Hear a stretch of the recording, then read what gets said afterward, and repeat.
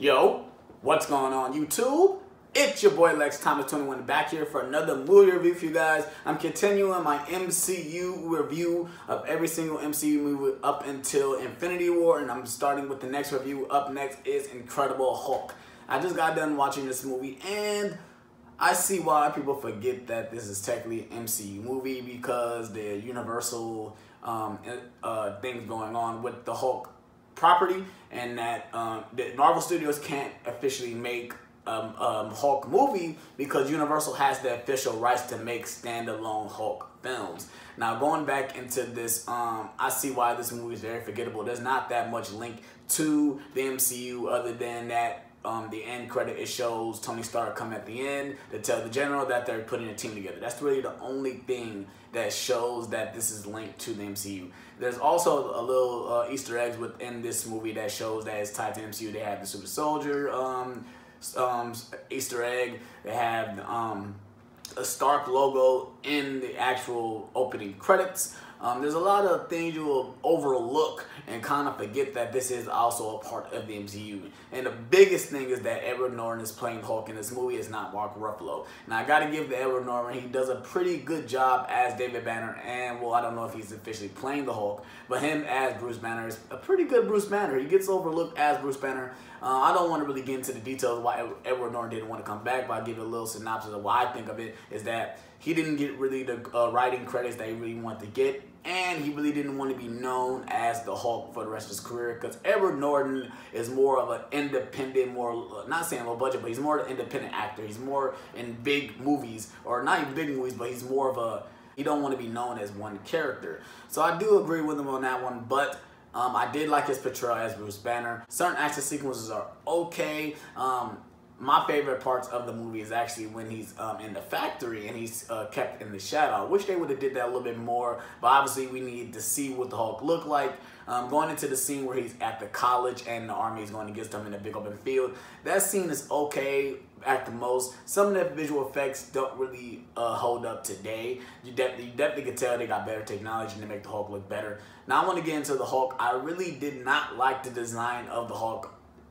The only problem is we've seen the Hulk 3 or 4 times already within the newer MCU movies. So I'm kind of used to that Hulk, not otherwise of this Hulk. And the other difference is that in the newer Hulks, they kind of put Mark Ruffalo's face onto the Hulk, and this one does not really look like Edward Norton. So it's like 2 different people really playing this one character. That's another thing that I really did not like about this movie is that it feels kind of departure away. You can literally forget that this movie even exists because of the new actor, because of how they really don't tie in to this movie besides Tony Stark saying in the Avengers that I like the way you turn into a Norbert rage monster and stuff, or when Mark Ruffalo said he wrecked Harlem. That's really the only connection that you know that Incredible Hulk really ties into the future films. On into the supporting cast, I like William Hurt as General Ross. He did a pretty good job. Rob's character, he plays Abomination. He did a pretty good job. His character is a little irritating that he just keep wanting the serum. He basically just wanted to be a monster, basically. He wanted to be stronger and better. And I get the point of his character and his motive, but he just, in case it was a throwaway villain. I like Liv Tyler as Betty Ross as well.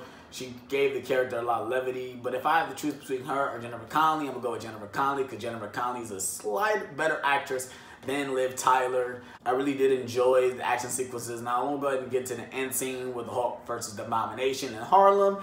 That scene kind of got a little bit boring after a while, just seeing 2 big giant monsters just fighting each other. It kind of got oversaturated. I was ready for it to end for real. It doesn't really hold up as well. I like some of the bits where Hulk says smash and that he does kind of overtake him by wit, not other than being stronger. He does act smarter than Abomination. Abomination just literally just wants to try to wreck him, and the Hulk thinks with wit like, oh, this is how I beat him. I do like the way the movie ends. There's certain nods in the movie that kind of ties into the original series. Lou Ferrigno makes a cameo. I like the Stan Lee cameo as well. Little nods where he looks up and his eyes turn green. That's a little hit onto the little the TV show. It's funny that Edward Norton kind of looks like the guy who plays Bruce Banner in the TV show. If you look at that one scene, kind of looks like him a little bit. I enjoy this movie. Just going back to it, it kind of it's kind of funny knowing how far we've come. But these are just the early MCU movies. You definitely could tell they were starting a cinematic universe. They was trying to put the nods in there. Because it's funny when Tony Stark comes at the end, they end up putting it at the end, not even before the credits. Like there's that scene. It's like it ends and it goes black and it cuts straight to this scene. So it's like we're not gonna make this thing credit scene. We're gonna make it like a pre-credit scene.